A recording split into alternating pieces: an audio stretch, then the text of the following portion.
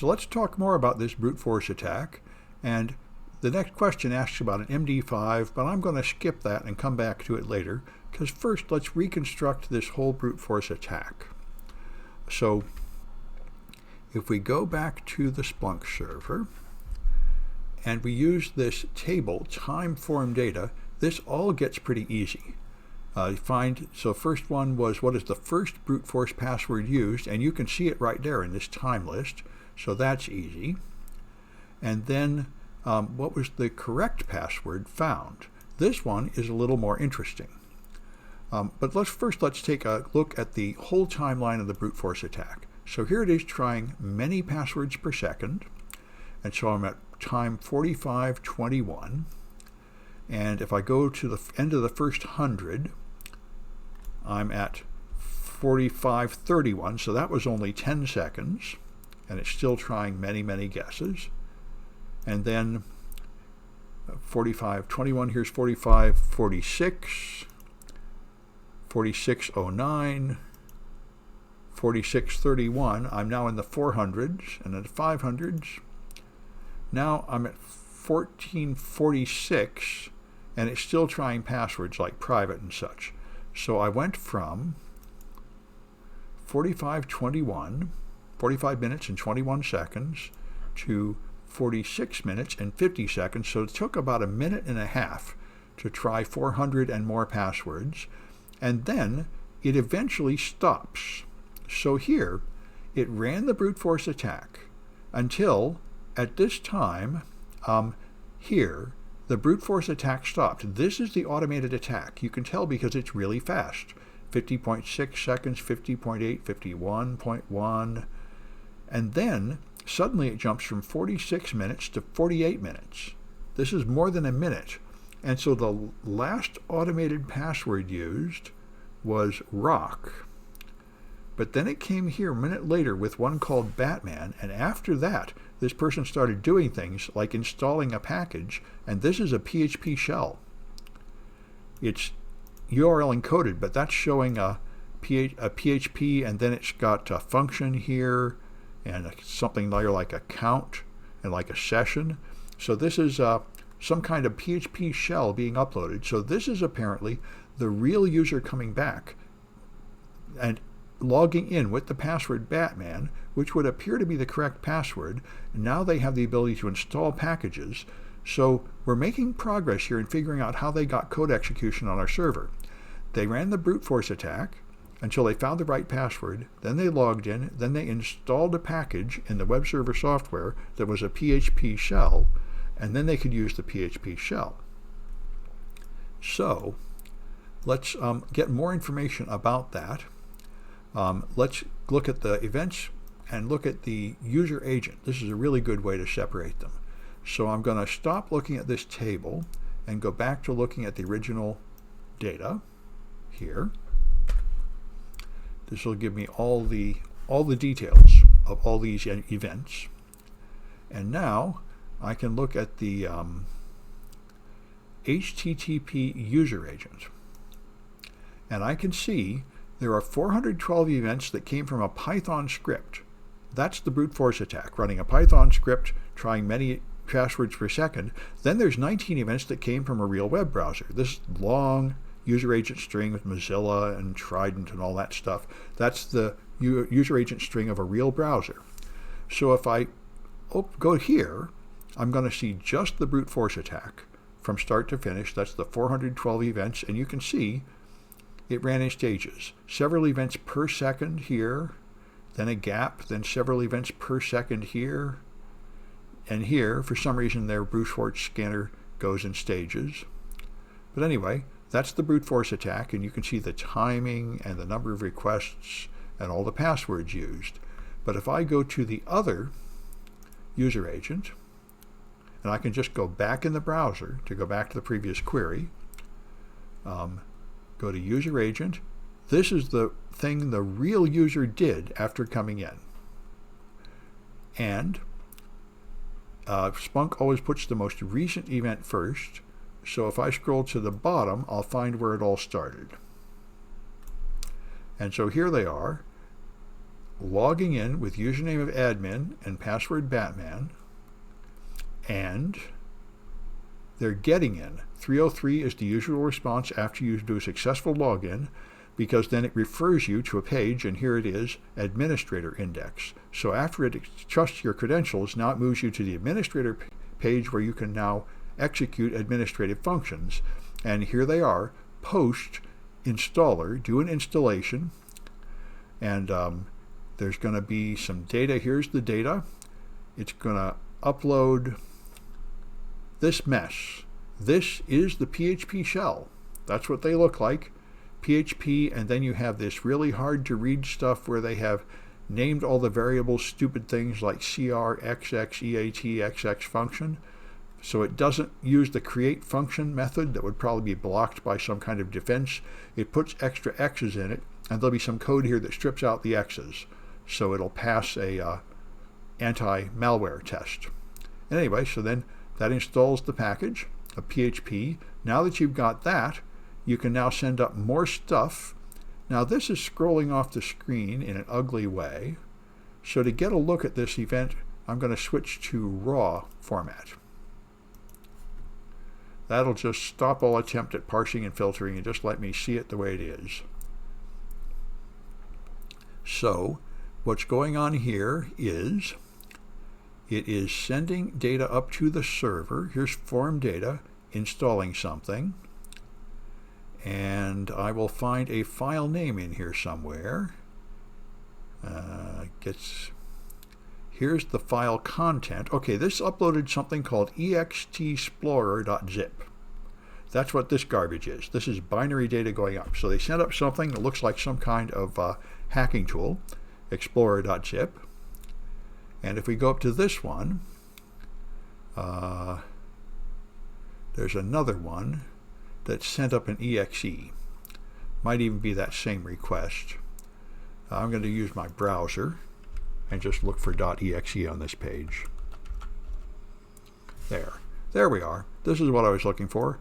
There is a file called 3791.exe that was also sent up to the file by the server. Here they are uploading it. And here it is again, part file name. Here it is. This is the file name, 3791.exe, and in fact, it's all here. The whole file is there. And this is a Sysmon event. If I go back to looking at the list, you'll be able to see this is in fact data that came from Sysmon. Down here it'll be a little easier to find. HTTP user agent, source type, that's what I wanted. Source type, oh, that's stream. All right, pardon me, that's stream data. Anyway, all right. So that's part of how you can get through it. Now let me get back to my instructions here. So that's, you've seen quite a few things happen there. And I'd like to look at this to find the MD5 hash. So Sysmon, you can learn a bit about it here. It's a sysinternals tool. And it gives you a very small list of events. And here they are. It will give you, there. Once you've got it, process creation will be logged. Something about a creation time, network connections, service state, and so on. These are a small number, maybe 12 or 14 common event types that matter. And the one that matters to us most is this one, process creation. Everything that launches a new process creates a Sysmon process creation event, and those are very helpful. So we're going to look at them. Sysmon event 1. All right, so let's get a series of events. Going back to here, I'm going to write back to the start, and I don't even want that source type. I want to look at a different source type, so I'm just going to go to the search home page and start from the data summary here.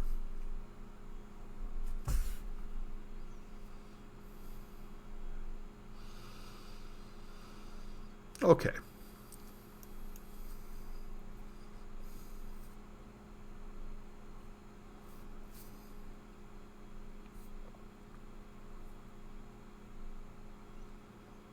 All right, source types.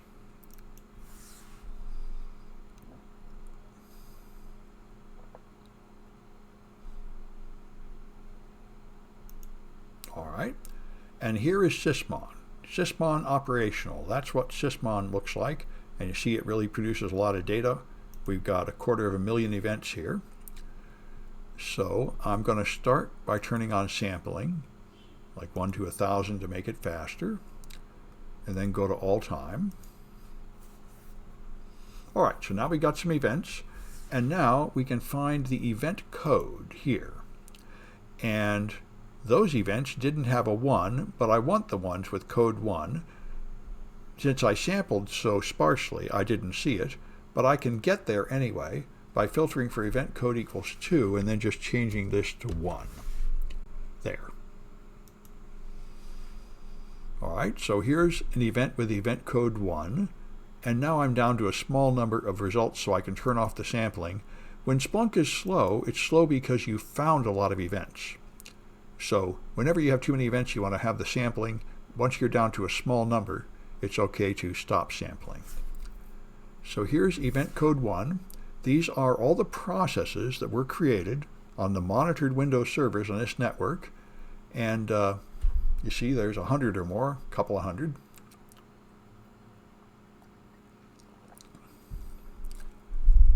And we found the file name of the exe we want to look at. So we can just add that here to filter this down. So we have 767 process creation events, but we had 3791.exe was the file name of the process of interest.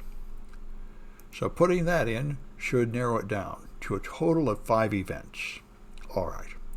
And you can just read them in time order, and this will help you understand why Sysmon. Well, we're only looking at the Sysmon events here. If we get rid of the Sysmon restriction, you'd see the raw Windows event logs, which are pretty useless compared to Sysmon. So here it is showing you the command line that launched Sysmon, and it will also show you the parent command line, and it will show you hash values. So I've got a SHA hash and an MD5 hash. So this is pretty cool. And the way to find the exact one you want is to look here at command line. And you see this is launching CMD, which will be used to launch another process. This is the one that literally directly launched that file.